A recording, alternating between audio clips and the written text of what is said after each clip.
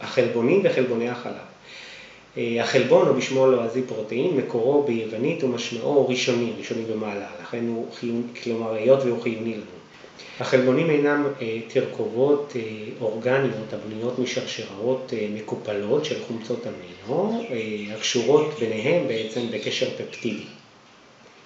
ישנם מקורות רבים לחלבונים בעלי ערך ביולוגי גבוה, כגון ביצים, בשר, בעיקר בשר בקר, עופות, גבינות, מוצרי חלב ודגים. החלבונים מתחלקים לשני פרקציות עיקריות, הפרקציה של הקזאינים שמהווים כ-80% מהחלבונים, ופרקציית מי הגבינה הווי שמהווים כ-20% מהחלבונים.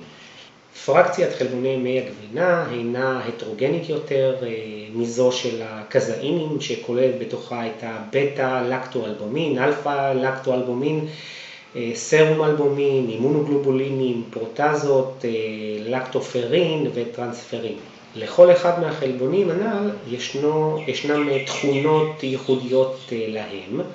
בעצם לחלבוני מי הגבינה תכולה גבוהה ביותר של חומצות אמינו, מסועפות שרשרת, כגון אלה BCAA, כגון לאוצין, איזולאוצין וגלין, שהן מספקות אנרגיה זמינה לשריר בזמן מאמץ, וזו עובדה משמעותית רבה עבור ספורטאים, גם מקצוענים וגם חובבנים.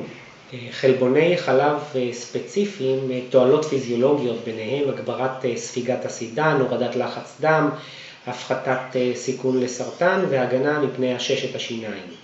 הערך הביולוגי של חלבון החלב הינו 91%.